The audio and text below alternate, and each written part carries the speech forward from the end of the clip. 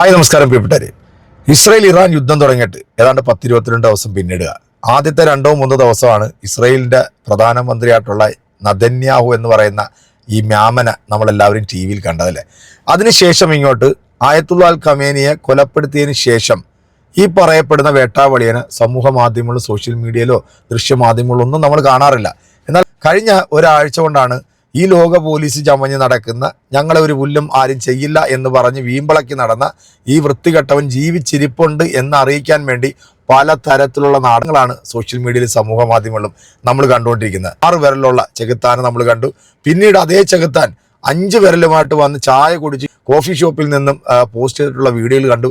ഈ വീഡിയോകളെല്ലാം സമൂഹ മാധ്യമങ്ങളും സോഷ്യൽ മീഡിയയിലും ഇതൊരു AI ജനറേറ്റർ വീഡിയോ ആണെന്നാണ് സോഷ്യൽ മീഡിയയിലും സമൂഹ മാധ്യമങ്ങളും എല്ലാവരും ചർച്ച ചെയ്യുന്നത്. എന്നാൽ ഈ നെതന്യാഹു ഇരുന്ന സ്ഥലം കൃത്യമായി മനസ്സിലാക്കി ഇറാൻ ബോംബിട്ട് ഈ സാധനം പടമായി എന്നാണ് നമ്മളെല്ലാവരും കേട്ടതല്ലേ.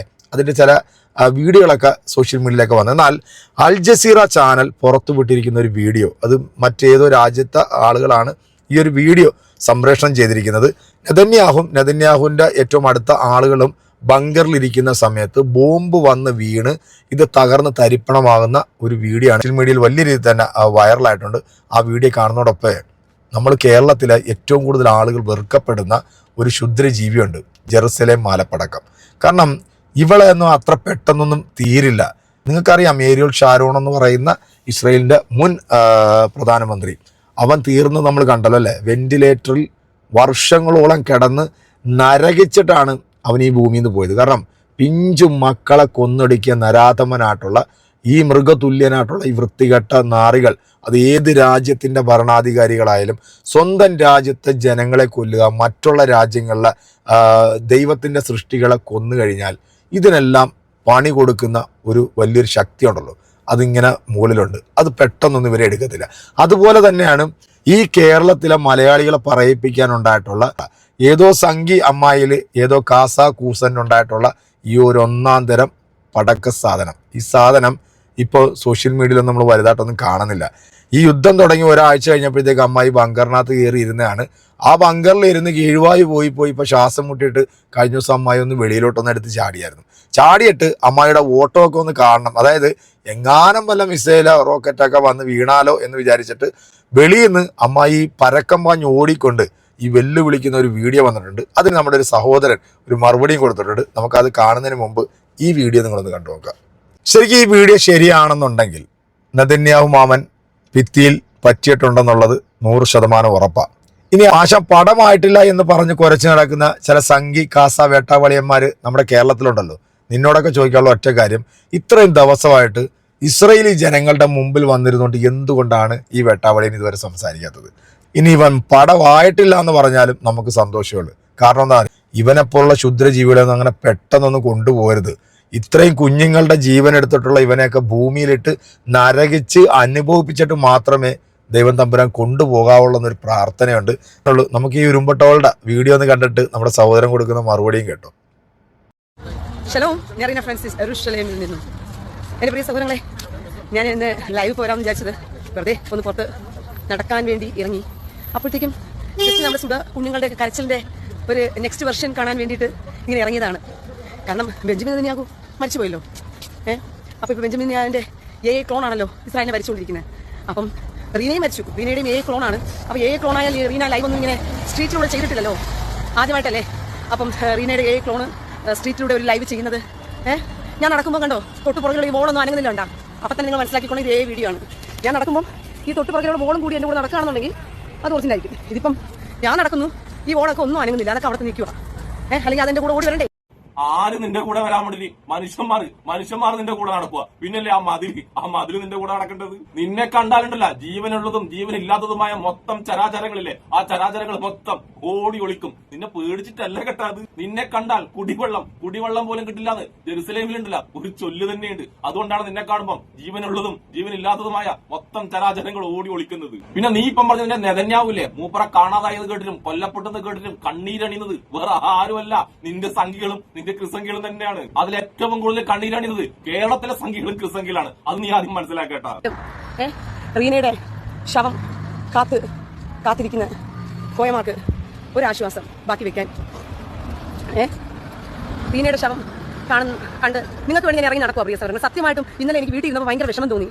എല്ലാവരും ചോദിക്കുന്നു ഇറാന്റെ ഒരു മിസൈൽ ഓന മിസൈൽ വന്ന് ഇവിടെ തലയിൽ വീഴത്തില്ലേ, ഇറാന്റെ ഒരു ഓന മിസൈൽ വന്ന് ഇവിടെ തലയിൽ വീഴത്തില്ലേ എന്ന് പറഞ്ഞിട്ട്.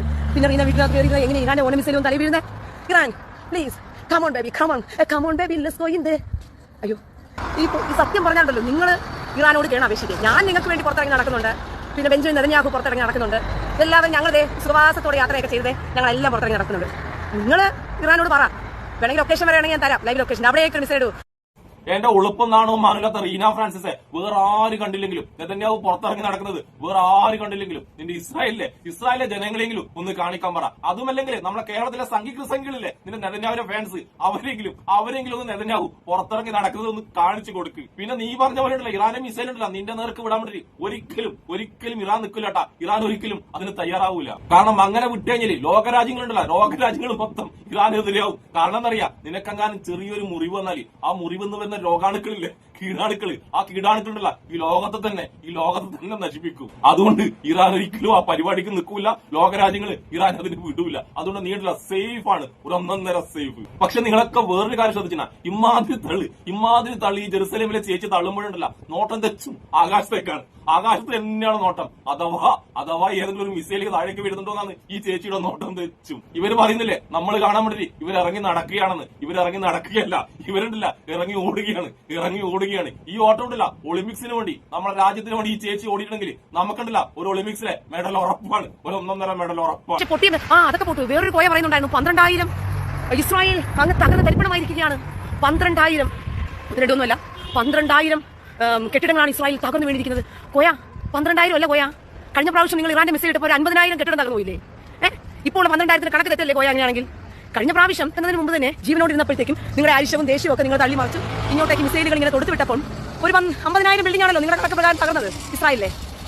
അപ്പൊ ഇതെന്താ ഇങ്ങനെ കുതമേരി ചത്തിട്ടും 12,000 ബിൽഡിങ്ങിനകത്ത് ഒതുക്കിയത് കോയമാരെ? അപ്പടി ചെയ്യപ്പെടാം, അപ്പടി ഒന്നും കണക്ക് തപ്പാ ചെല്ലപ്പെടാറ്. ரொம்ப കഷ്ടം. സന്തോഷിക്കുന്നത് നിങ്ങളെ സന്തോഷിപ്പിക്കാൻ വേണ്ടിയിട്ട് കോയമാർ കണക്ക് തെറ്റിച്ച് പറയില്ല. കാക്കമാരെ നിങ്ങൾ ഈ വീഡിയോ കേട്ടല്ലോ. ഇനി ഇതിന് ഇസ്രായേലിലുള്ള മറ്റൊരു സഹോദരി കൊടുക്കുന്ന ഒരു മറുപടി കൊണ്ടെന്ന് കേൾക്കണം. ഇവളെപ്പോലുള്ള അറുവാണിച്ചികൾ ഈ സഹോദരിമാരെ കണ്ടുപഠിക്കണം. ഇസ്രായേലിലെ ഇപ്പോഴത്തെ അവസ്ഥ എന്താണെന്നുള്ളത് കൃത്യമായിട്ട് നമ്മുടെ ഈ പ്രിയപ്പെട്ട സഹോദരി പറയുന്നുണ്ട്. ഹായ്, ഞാൻ ഡോണയാണേ. ഇവിടുത്തെ കാര്യങ്ങളെ കുറിച്ച് കുറെ ആൾക്കാർ വീഡിയോ ഒക്കെ ഇട്ടിട്ടുണ്ടല്ലോ. അപ്പൊ എന്നെ തിരക്കുകയും എന്നെ അന്വേഷിക്കുകയും ചെയ്ത ഒരുപാട് സ്നേഹിതരുണ്ട്. എല്ലാവർക്കും താങ്ക് യു. ഇവിടുത്തെ ഒരു സിറ്റുവേഷൻ എന്റെ അഭിപ്രായത്തിൽ ഞാൻ പറയുകയാണെങ്കിൽ സാധാരണഗതിയിൽ നിന്നും റോഡുകളൊക്കെ ഒരു 80% ശൂന്യമാണ് കേട്ടോ. ഇവിടെ ബസ് സർവീസ് വളരെ കുറവാണ്.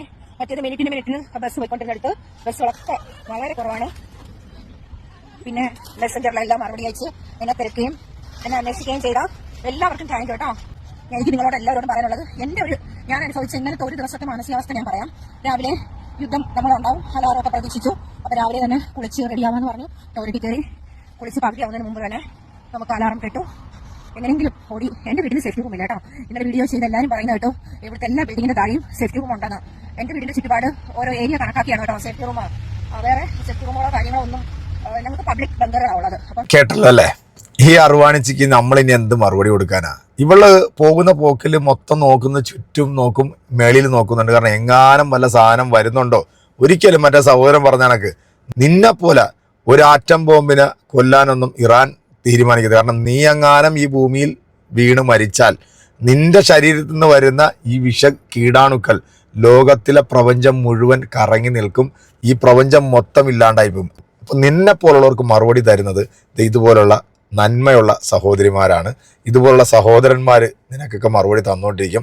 സുവിശേഷം പ്രസംഗിക്കുന്ന വായിൽ നിന്നും തീട്ട വർദ്ധാനം പുറത്തേക്ക് വരുന്ന നിന്നെ പോലുള്ള ഉരുമ്പട്ടോളൊന്നും കേരളത്തിൻ്റെ മണ്ണിലേക്ക് ഒരിക്കലും വരരുതേ എന്ന് സർവശക്തനോട് പ്രാർത്ഥിക്കുക. കാരണം ഈ നാട്ടിൽ ഞങ്ങളെല്ലാവരും സ്വസ്ഥവും സമാധാനത്തോടെ ജീവിക്കുക.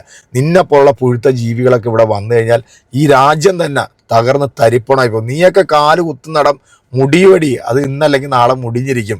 അതിൻ്റെ ഒരു സൂചനയാണ് ഇപ്പം നമ്മൾ കണ്ടുകൊണ്ടിരിക്കുന്നത്. എന്തായാലും ഇതിൻ്റെ അന്ത്യം കുറിക്കുന്നത് അത് ഇറാൻ തന്നെ ആയിരിക്കും എന്ന കാര്യത്തിൽ ഒരു സംശയം വേണ്ട.